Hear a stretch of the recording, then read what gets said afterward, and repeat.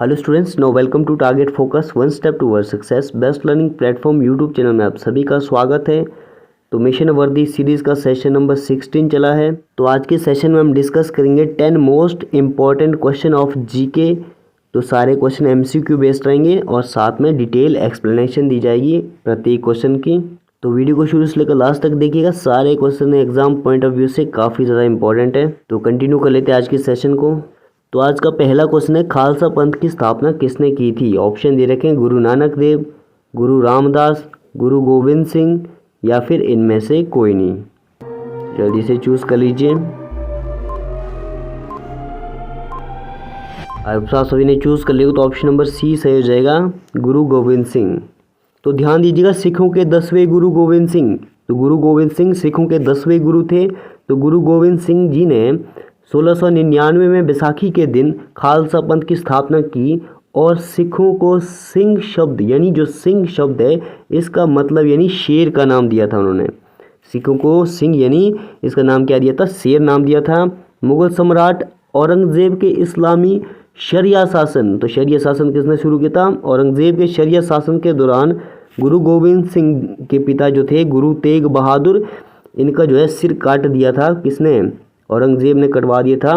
गुरु तेग बहादुर सिंह जो कि इसके पिता थे, गुरु गोविंद सिंह के पिता थे, इनका सिर काट दिया था।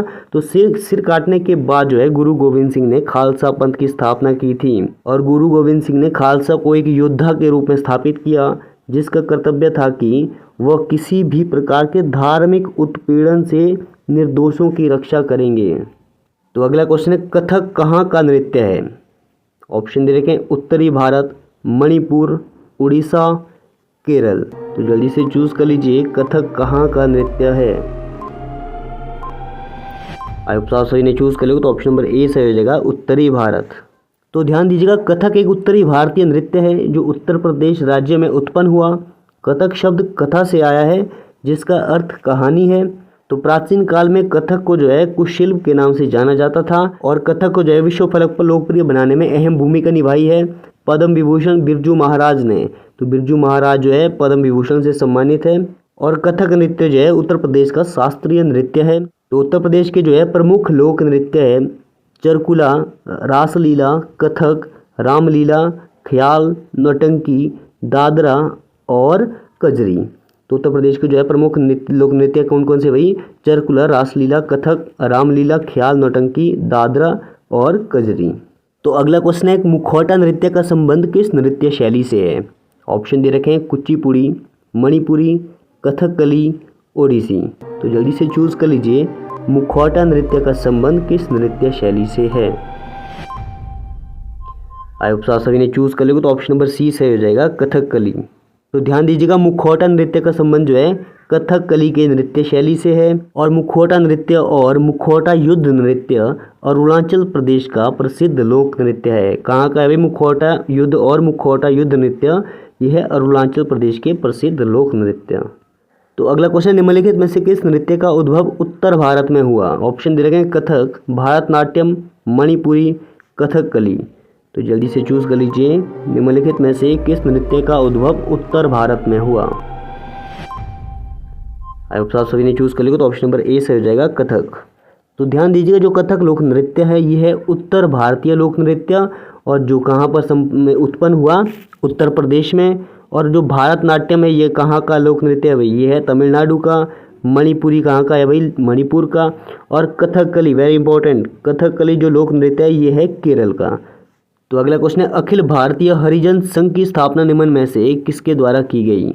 ऑप्शन दे रखे हैं, राजा राम मोहन राय, सुभाष चंद्र बोस, महात्मा गांधी, पंडित जवाहरलाल नेहरू।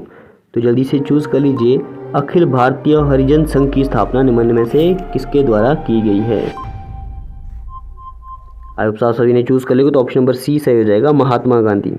तो ध्यान दीजिएगा, हरिजन संघ की स्थापना जो है महात्मा गांधी ने 1932 में की थी और इसकी जो स्थापना है ये कहाँ पर की थी? दिल्ली में। तो कब की थी भाई स्थापना हरिजन संघ की? 1932 में। और कहाँ पर हुई थी? दिल्ली में।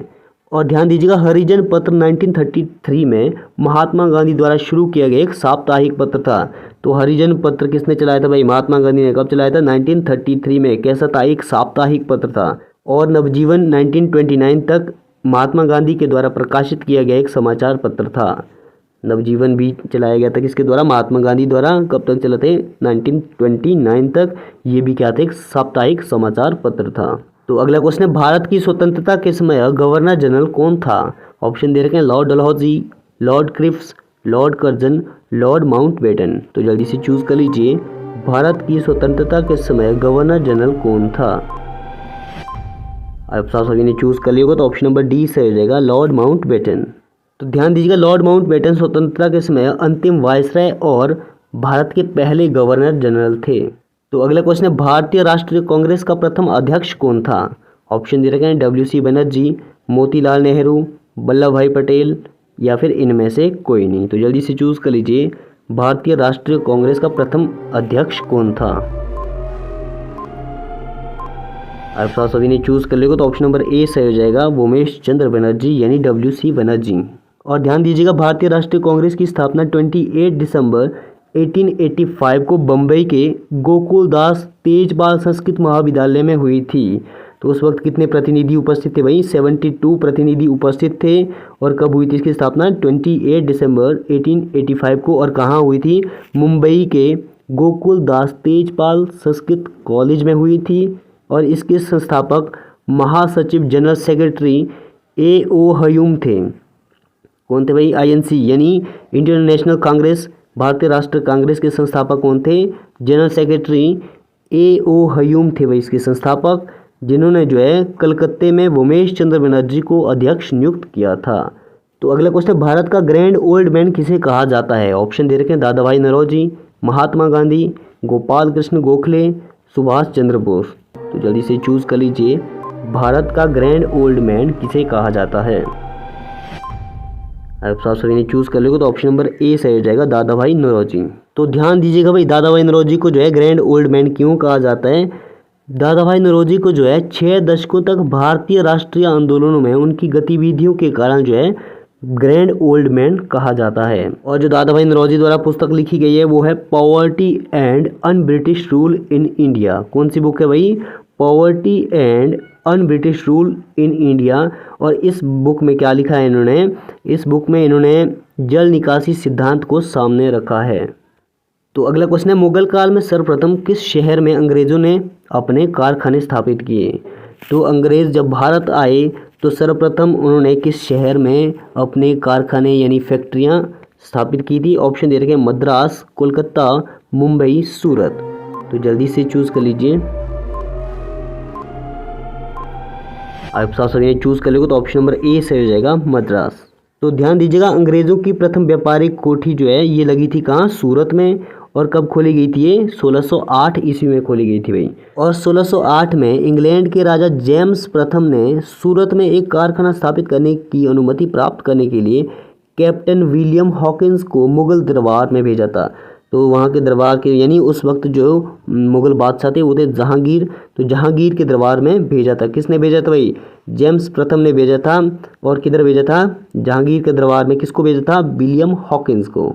तो अगला क्वेश्चन है, किसके शासनकाल में प्रथम चीनी यात्री भारत आया था? ऑप्शन दे रखे हैं, समुद्रगुप्त, चंद्रगुप्त प्रथम, हर्षवर्धन, चंद्रगुप्त द्वितीय। तो जल्दी से चूज कर लीजिए, किसके शासनकाल में प्रथम चीनी यात्री भारत आया था?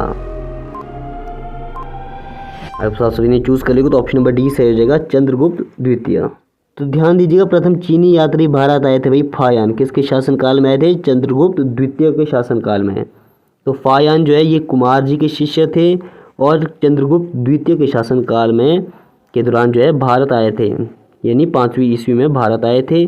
और ध्यान दीजिएगा, फायान जो है चंद्रगुप्त द्वितीय के शासनकाल के दौरान एक धार्मिक मिशन पर भारत आए थे। उनका मिशन क्या था भाई? एक धार्मिक मिशन से भारत आए थे। कौन आए थे? फायान।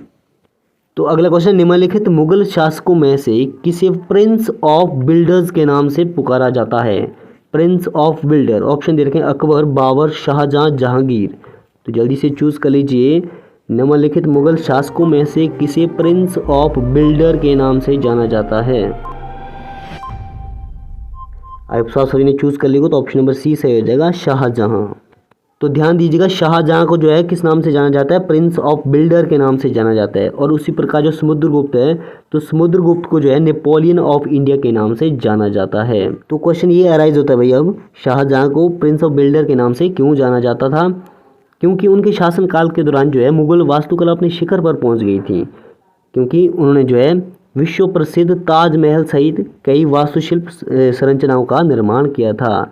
तो वही क्वेश्चन ये भी आता है कि किसके शासनकाल के दौरान जो है मुगल वास्तुकला अपने शिखर पर पहुंची थी? ये पहुंची थी भाई शाहजहां के शासनकाल के दौरान। तो आज की सेशन में इतना करते हैं। उम्मीद है आप सभी को आज का सेशन पसंद आया होगा। तो अगर पसंद आया तो लाइक शेयर सब्सक्राइब कीजिए टारगेट फोकस यूट्यूब चैनल को और बने रहिए हमारे साथ।